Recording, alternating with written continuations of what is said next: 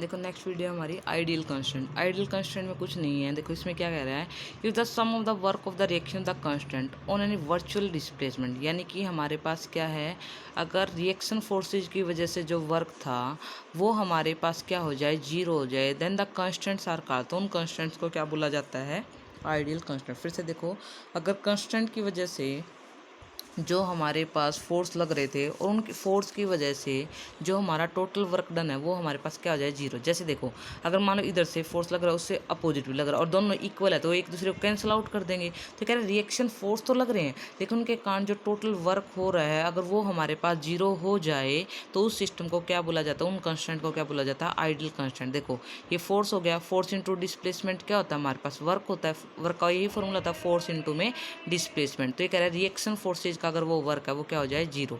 अब देखो ये तो हमारे पास क्या है, वेक्टर फॉर्म में अगर मैं कार्टेशियन फॉर्म में लिखना चाहूँ तो क्या हो जाएगा, आर के एक्स डेल्टा एक्स के प्लस में आर के वाई डेल्टा वाई के प्लस में ये क्या हो जाएगा हमारे पास, आर के जेड और डेल्टा जेड के इक्वल टू में जीरो।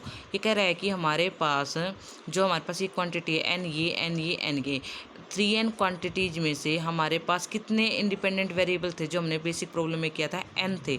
उनकी वैल्यू क्या थी, 3n minus D minus G. It is therefore possible in equation. अब देखो मेरे पास क्या है, मेरे पास है 3n, तो मेरे पास क्या थे, 3n तो हमारे पास क्या थे, डिपेंडेंट, और n क्या थे, इंडिपेंडेंट। तो हमारे पास क्या बचे, 3n माइनस में n, तो हमारे पास क्या हो जाएंगे, डिपेंडेंट इंक्रीमेंट्स। ठीक है।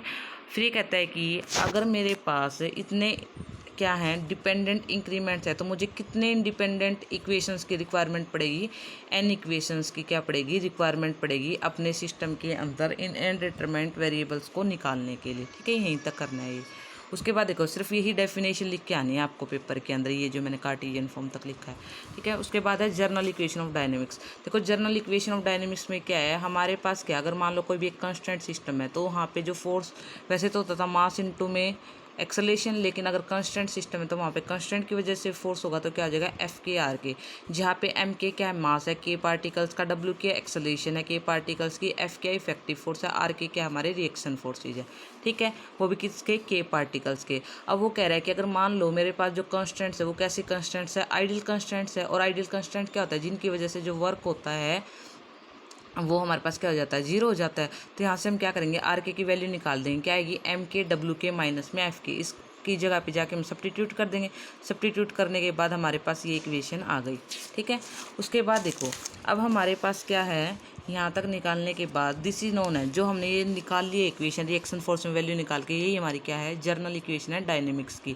ये क्या स्टेट करते हैं, state that given a system in motion of an instant of time the sum of the work of the effective force. देखो क्या है हमारे पास, क्या है, इफेक्टिव फोर्स का sum of the effective force. तो देखो इसका मैं पढ़ाती हूँ, sum of the works of the effective force and the force of inertia on any virtual displacement. देखो sum of the force of effective force and the हमारे पास क्या है, प्रोडक्ट ऑफ इनर्शिया। अब हमारे पास एम के इंटू में delta r k, ये क्या हमारे पास इनर्शिया है। देखो एफ के इंटू में डेल्टा आर के क्या हो गया, हमारे पास वर्क डन हो गया ड्यू टू इफेक्टिव फोर्स, और एम के डेल्टा आर के क्या हो गया, हमारे पास इफेक्टिव फोर्स हो गया।